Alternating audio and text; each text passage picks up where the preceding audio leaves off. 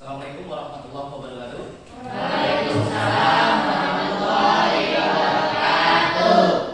Anak-anak, sebelum kita mulai pelajaran, silakan berdoa terlebih dahulu. Ya, pokoknya berdoa mulai. Doa selesai. Beri salam pada Pak Guru. Assalamualaikum warahmatullahi wabarakatuh. Waalaikumsalam warahmatullahi wabarakatuh. Apa kabar anak-anak? Baik, Pak. Siapa yang tidak hadir pada pertemuan hari ini? Hadir semua. Hadir semua.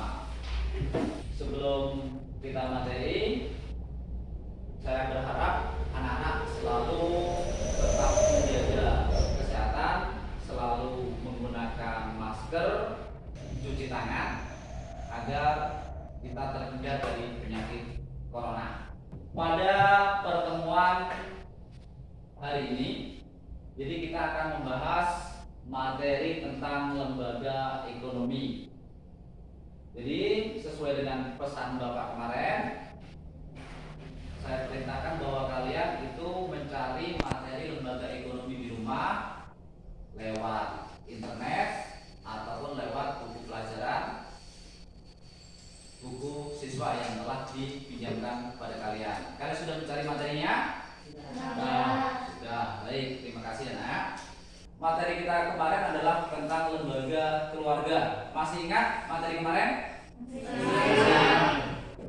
Anak-anak selalu tetap menjaga kesehatan, selalu menggunakan masker, kemudian selalu bercuci tangan. Materi kita hari ini adalah materi lembaga ekonomi. Jadi Bapak mengharapkan setelah kalian mengikuti pelajaran materi lembaga ekonomi, Bapak berharap kalian yang pertama adalah menjelaskan pengertian ekonomi dengan baik dan benar.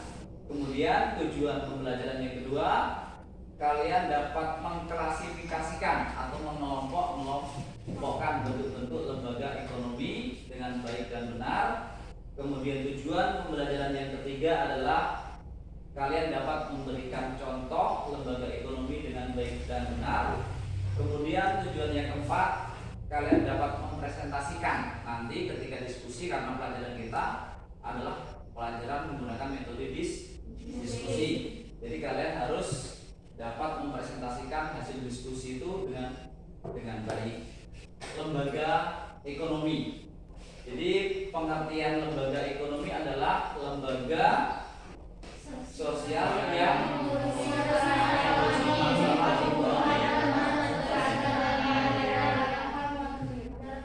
iya. Jadi di situ berkaitan dengan kegiatan produksi, distribusi dan konsumsi. Nah, sekarang Bapak akan mencoba untuk bertanya kepada kalian terkait materi yang barusan Bapak sebutkan tadi.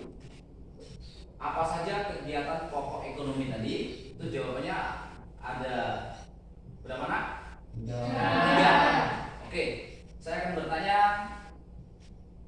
gambar apakah yang ada di depan ini?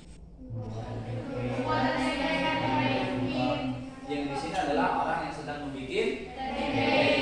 Yang di sana adalah orang yang sedang merakit motor. Itu adalah contoh kegiatan ekonomi di bidang produksi. Ada yang tahu apa itu pengertian produksi? Wah, tahu semua. Terima kasih nak. Sini aja, dekat ya, nggak apa-apa. Produksi adalah suatu kegiatan yang menghasilkan barang. Ada yang mau menambahkan? Oh, nak sini. Apa? Kegiatan produksi adalah kegiatan menambah nilai suatu barang. Kegiatan menambah nilai suatu barang, sama tadi menghasilkan barang. Oke, di sini Kegiatan yang mengolah barang menjadi barang selanjutnya atau barang siap dikonsumsi. oke, baik, semua jawaban kalian bagus. Jadi kegiatan produksi adalah kegiatan yang dikerjakan untuk menambah nilai suatu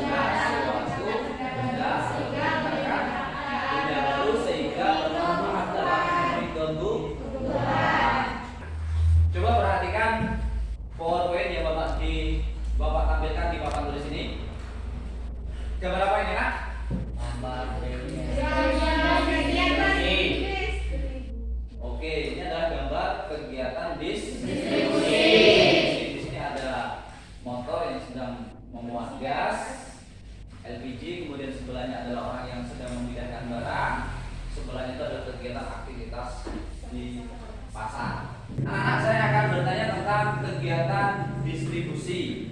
Apakah yang dimaksud dengan kegiatan distribusi? Ada yang tahu? Oke, vaksin aja ya. Apa?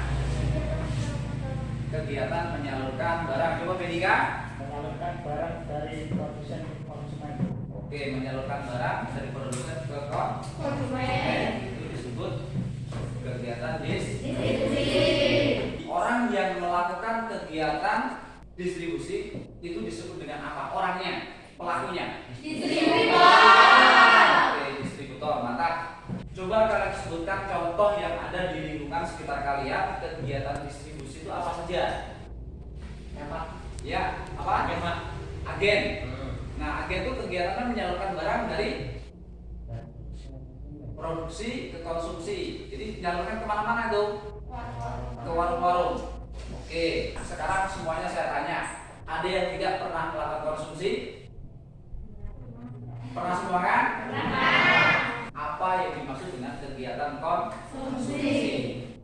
Apa? Konsumsi? Kegiatan menghabiskan suatu barang. Jadi apa saja yang kita makan itu akan habis. Apa aja yang kita pakai seperti baju nilainya akan berkurang. Itu merupakan contoh kegiatan konsumsi. Nah, ini contohnya. Apa saja yang kita minum, kita makan pasti akan habis. Perhatikan di PowerPoint Bapak tentang apa? Koperasi. Itu yang pertama. Yang kedua, BUMN. Yang ketiga ada BUMS. Materi 3 poin ini anak-anak, ini akan kita bahas ke dalam diskusi kelompok sesuai kelompok yang sudah terbentuk pada minggu kemarin.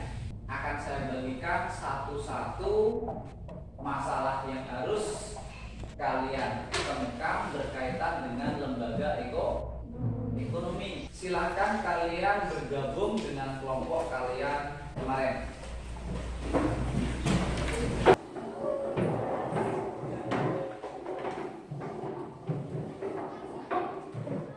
Oke anak-anak, karena kelompok sudah terbentuk, ya kan? Sekarang saya akan membagikan LKPD. Harus kamu kerjakan bersama anggota kelompok.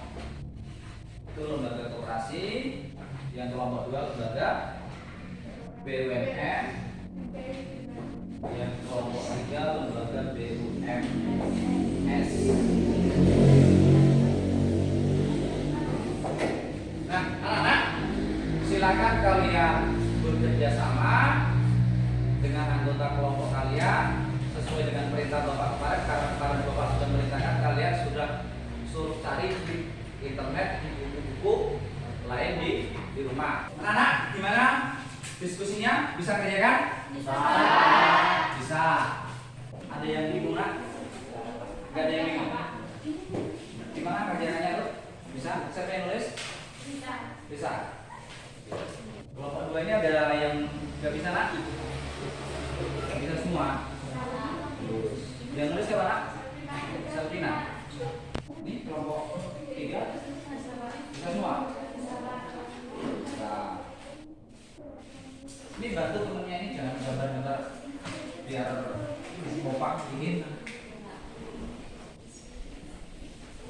Diskusinya sudah belum? Oke, kalau sudah silahkan presentasikan. Nah, siapa dulu yang mau mempresentasikan hasil diskusi? Kelompok berapa dulu? Oke, kelompok 1 silakan nak presentasikan hasil diskusi kalian. Assalamualaikum warahmatullahi wabarakatuh. Waalaikumsalam warahmatullahi wabarakatuh. Saya mewakili dari kelompok 1 ingin menyampaikan hasil diskusi kami.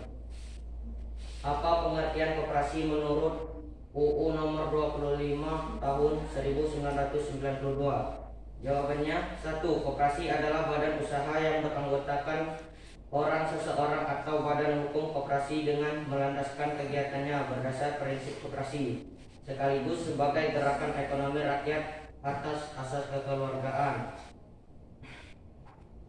2. Bagaimana peran koperasi terhadap perekonomian Indonesia? Jawabannya, peran koperasi 1. Meningkatkan pendapatan anggota, 2. Mengurangi tingkat pengangguran, 3. Meningkatkan taraf hidup masyarakat, 4. Turut mencerdaskan bangsa, 5. Membangun tatanan perekonomian nasional. 3. Jelaskan jenis-jenis koperasi yang kamu ketahui. Jawabannya, jenis-jenis koperasi berikut ini beberapa jenis koperasi yang aktif di Indonesia, yaitu 1. Koperasi produksi. Koperasi produksi yaitu koperasi yang memiliki kegiatan dalam hal penampungan barang untuk bisa diproduksi kembali. Barang yang disediakan di dalam koperasi produksi adalah barang-barang yang dihasilkan atau diproduksi oleh para anggotanya. Contoh barang yang disediakan di koperasi produksi adalah tempe dan tahu hasil kerajinan maupun susu asli dengan harga terjangkau dan terjangkau. 2. Koperasi konsumsi. Sesuai dengan namanya, koperasi ini bertujuan untuk menyediakan barang konsumsi dengan harga yang relatif murah bagi anggotanya. 3. Koperasi simpan pinjam. Koperasi simpan pinjam ini juga bisa disebut dengan koperasi kredit mampu, sama seperti bank atau tabungan. Tujuan koperasi ini untuk menyediakan uang bagi para anggota untuk berbagai keperluan. Baiklah, sedemikian dari hasil diskusi kami. Saya tutupi. Assalamualaikum warahmatullahi wabarakatuh.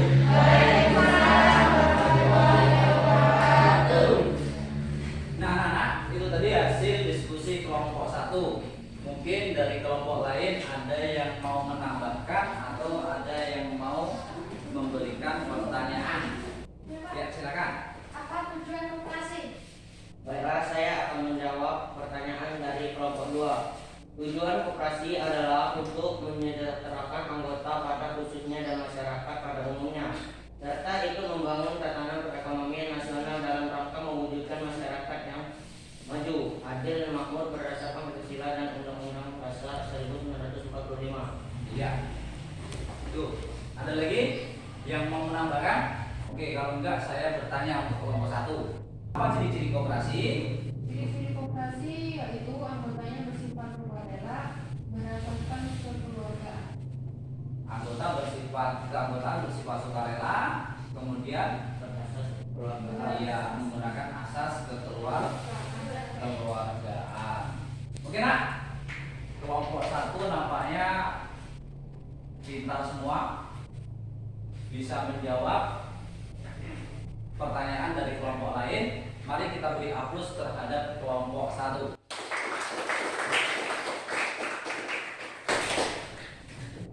Oke, selanjutnya presentasi kelompok 2. Silakan dari kelompok 2 untuk mempresentasikan hasil diskusi tentang materi BUMN. Silakan nak. Assalamualaikum warahmatullahi wabarakatuh. Waalaikumsalam warahmatullahi wabarakatuh. Saya akan mewakilkan kelompok kami. BUMN adalah badan usaha yang seluruh atau sebagian besar modalnya dimiliki oleh negara melalui penyertaan secara langsung yang berasal dari kekayaan negara yang dipisahkan. Tujuan BUMN yaitu, adapun tujuan lain dari pendirian BUMN sebagai berikut. 1. Menambah penerimaan bagi negara di berbagai sektor BUMN. 2. Memberikan sumbangsi bagi pertumbuhan serta perkembangan ekonomi nasional.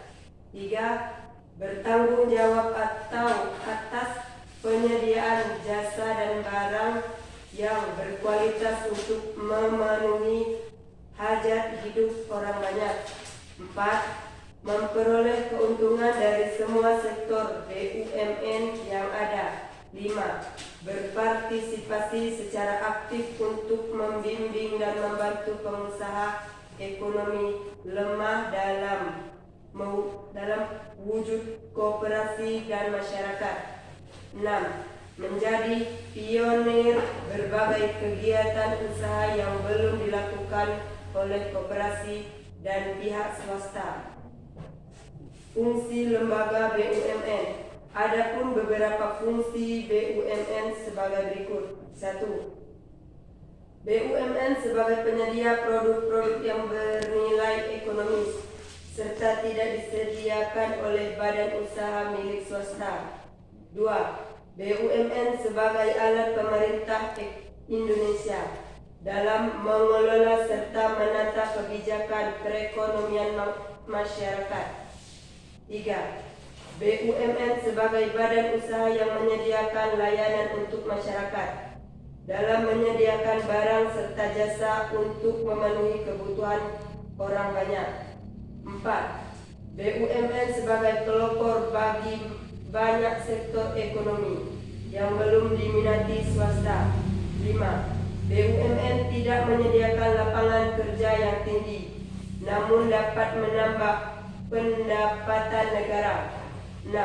BUMN membantu pengembangan usaha kecil, koperasi dan mikro. 7.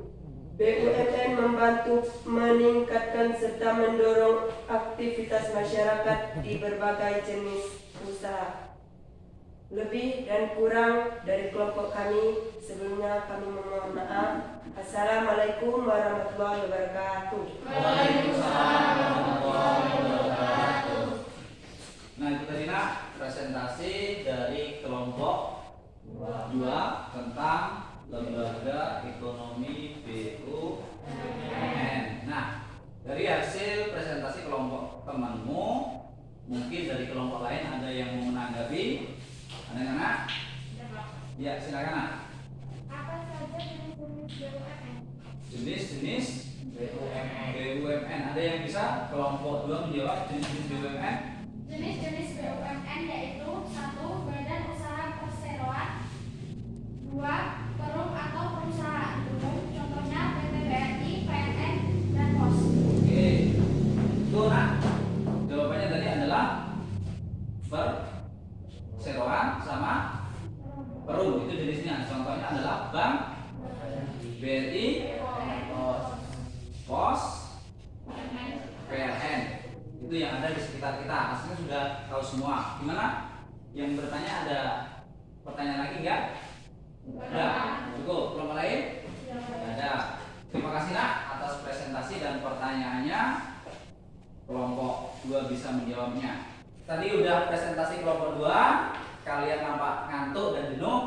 Nah, sekarang saya ajak kalian semua untuk bernyanyi supaya ngantuknya atau jenuhnya hilang. Nyanyinya itu berkaitan dengan kegiatan ekonomi kita. Kegiatan ekonomi itu ada di 3. Oke, lagunya cukup simpel. Saya beri contoh ya nak ya. Kegiatan ekonomi ada 3. 1. Produksi menghasilkan barang. 2. Distribusi menyalurkan barang. 3. Konsumsi menggunakan barang. Itu aja cukup nak. Oke, siap nak? Siap. Yuk kita mulai. 1, 2, 3. Kegiatan ekonomi dibagi 3. 1. Produksi menghasilkan barang. 2. Distribusi menyalurkan barang. 3. Konsumsi menggunakan barang. Sekali lagi lah. Kegiatan ekonomi dibagi 3. 1. Produksi menghasilkan barang. 2. Distribusi menyalurkan barang. 3. Konsumsi menggunakan barang. Oke, nah ngantuknya hilang kan?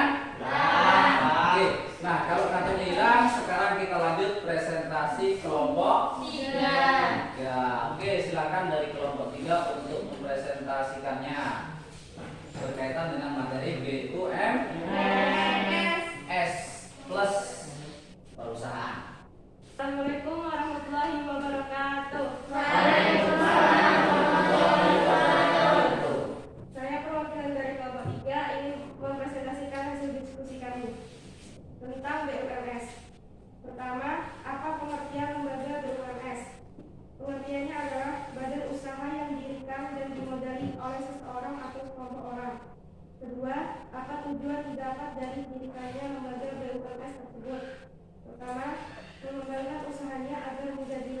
cepat dan dapat membuka cabang yang baru.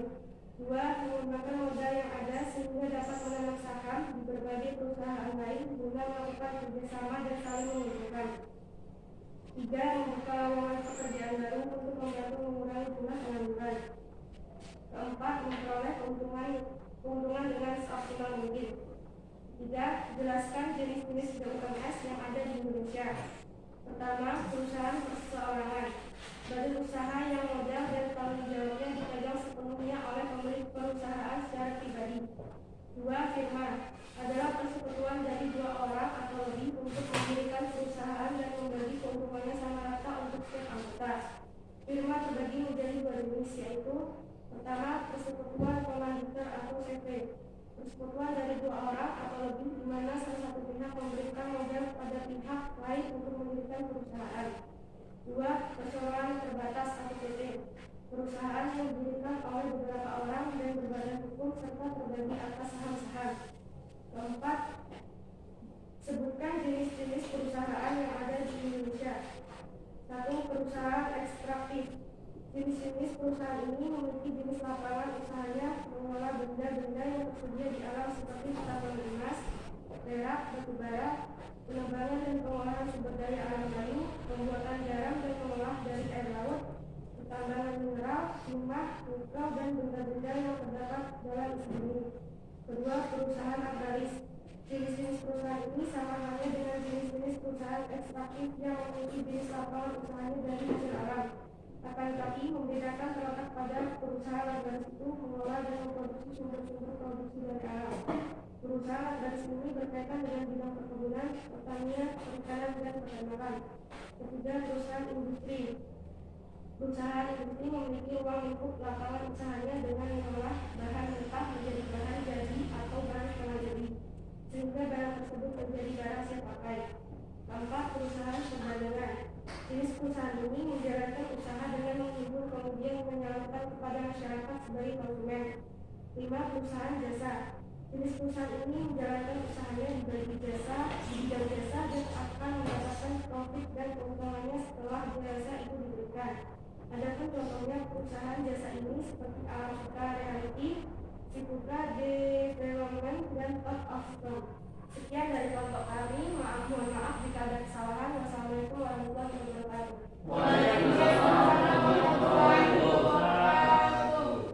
Nah, itu tadi presentasi dari kelompok 3. Nah, ada enggak yang mau memberikan pertanyaan atau memberikan masukan untuk kelompok 3?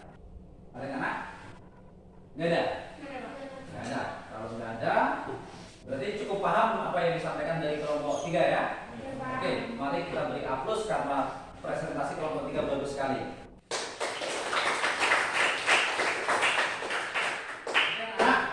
Jadi itu diskusi kelompok dari kelompok 1 dan kelompok 3 semuanya sudah mempresentasikan hasil diskusi kelompok. Nah, sekarang silakan kalian kembali ke tempat duduk masing-masing. Oke. Anak-anak, jadi tadi semuanya sudah mempresentasikan dengan baik masing-masing kelompok dari kelompok 1 dan kelompok 2 plus kelompok 3, karena apa yang Bapak perintahkan pertemuan minggu kemarin, kalian suruh mencari materi tentang lembaga ekonomi di rumah dari berbagai sumber. Nah, hasilnya bisa kalian buktikan sendiri ketika diskusi kelompok. Nah, anak-anak coba sekarang perhatikan ke depan bentar. Jadi materi kita tadi berkaitan dengan lembaga ekonomi. Bapak akan menambahkan materi sedikit. Jadi bagaimana tujuan dan fungsi lembaga ekonomi?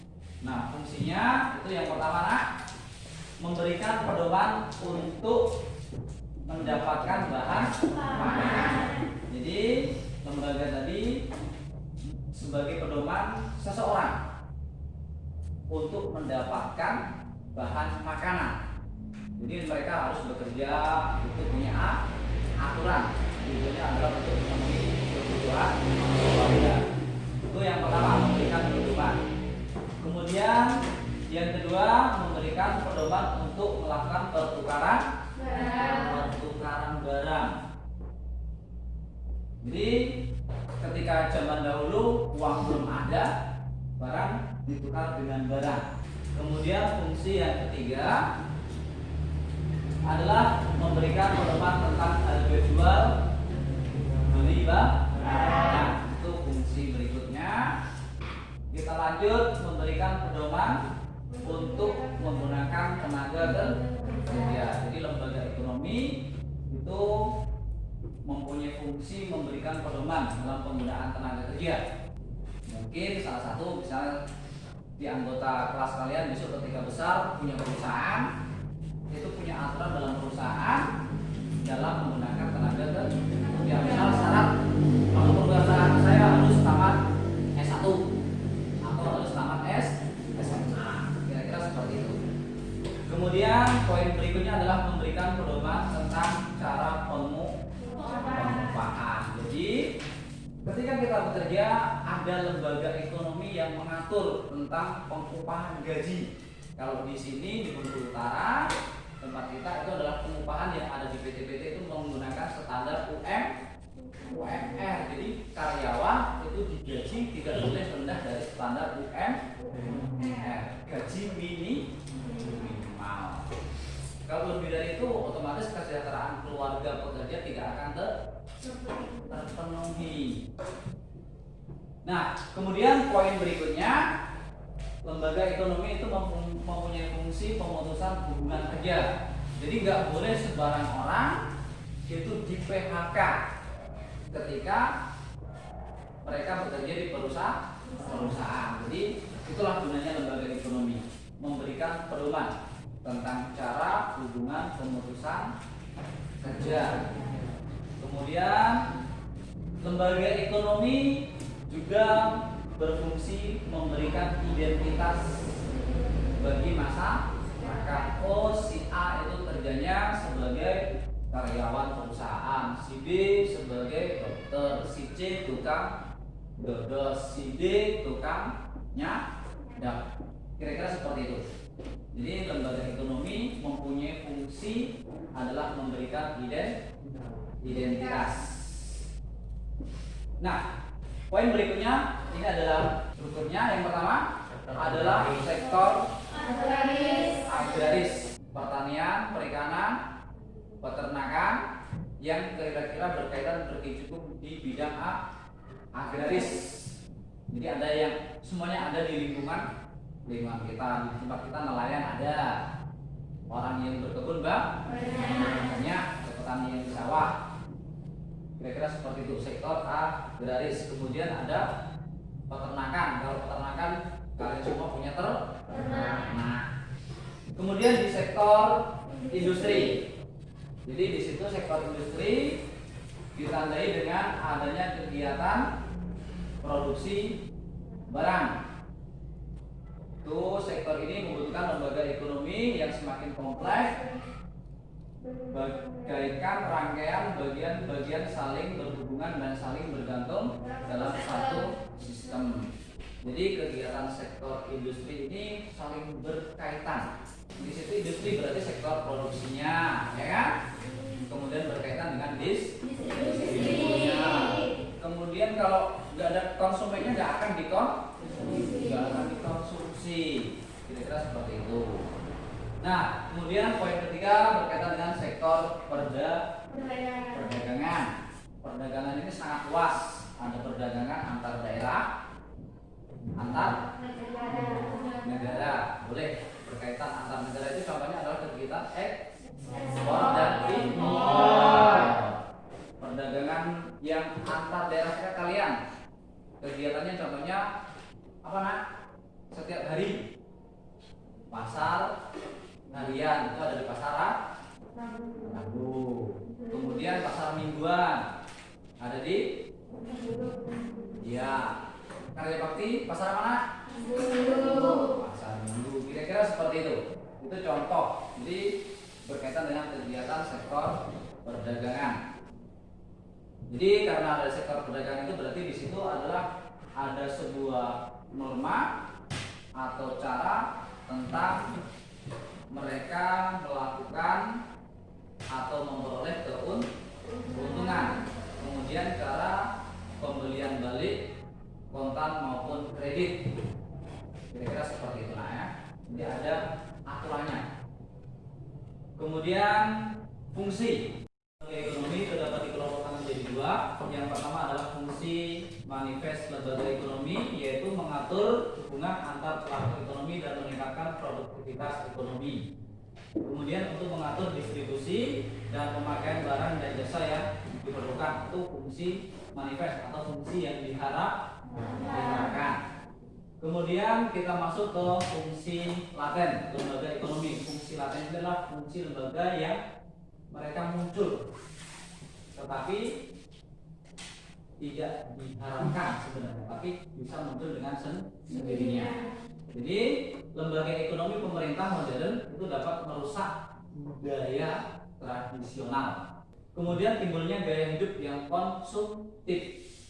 Gaya hidup yang konsumtif itu mereka mengkonsumsi secara berlebihan. Gaya berkonsumsi, kalau saya nggak menggunakan produk Eropa nggak keren katanya ya. Kemudian fungsi laten yang berikutnya adalah meningkatkan kegiatan ekonomi yang tanpa dikendalikan, tanpa terkendali. Oke anak-anak, ada pertanyaan dari tambahan Bapak tadi? Nggak ada? Ya, kalau nggak ada, sekarang saya minta dari kalian untuk menyimpulkan pelajaran pada hari ini. Siapa tadi yang mau menyimpulkan pelajaran hari ini? Oke, silakan di belakang. Assalamualaikum warahmatullahi wabarakatuh. Waalaikumsalam warahmatullahi wabarakatuh. Baiklah, saya akan menyampaikan kesimpulan pada pembelajaran hari ini. Lembaga ekonomi ini adalah sebuah lembaga sosial yang akan memiliki peran di dalam bidang perekonomian. Lembaga tersebut bisa atau dapat berfungsi untuk dapat menjaga kebutuhan masyarakat agar dapat terpenuhi atau dapat berkelanjutan. Ciri-ciri dari lembaga ekonomi adalah memiliki lambang yang memiliki arti, memiliki asas yang jelas, memiliki tujuan yang ingin dicapai, mengkoordinir jalannya distribusi, merupakan unit yang bekerja. Asasnya gotong royong dan kekeluargaan. 3. Lembaga ekonomi memiliki suatu tujuan, yakni pada hakikatnya tujuan yang tidak dicapai oleh lembaga ekonomi, yakni untuk terpenuhinya sebuah kebutuhan pokok untuk kelangsungan hidup pada masyarakat. 4. Fungsi lembaga ekonomi. 1. Untuk memberi pedoman di dalam mendapatkan bahan pangan. 2. Untuk bisa memberikan sebuah pedoman di dalam melakukan hal pertukaran barang maupun barter. 3. Untuk bisa memberikan sebuah pedoman mengenai harga jual beli barang tersebut. 4. Untuk bisa memberikan sebuah pedoman di dalam menggunakan tenaga kerja. 5. Untuk bisa memberikan sebuah pedoman mengenai cara pengupahan atau juga pemberian. 5. Lembaga-lembaga ekonomi, badan usaha adalah kesatuan yuridis ekonomi dari faktor-faktor produksi yang bertujuan mencari laba atau memberikan layanan kepada masyarakat. Contoh lembaga ekonomi yaitu A. Koperasi, B. BUMN, C. BUMS, D. Perusahaan. Baiklah, sekian dari saya. Assalamualaikum warahmatullahi wabarakatuh. Waalaikumsalam warahmatullahi wabarakatuh. Terima kasih nak, hasil kesimpulannya lumayan bagus. Baik, karena waktu istirahat untuk materi minggu depan itu kita akan mempelajari lembaga politik. Nah, anak-anak, kalian cari lagi materi di rumah nanti berkaitan tentang lembaga politik. Untuk tugas nanti ketua kelas temui saya, ambil tugas untuk tugas individu di rumah. Oke nak, saya akhiri. Wabillahi taufiq wal hidayah. Wassalamualaikum warahmatullahi wabarakatuh.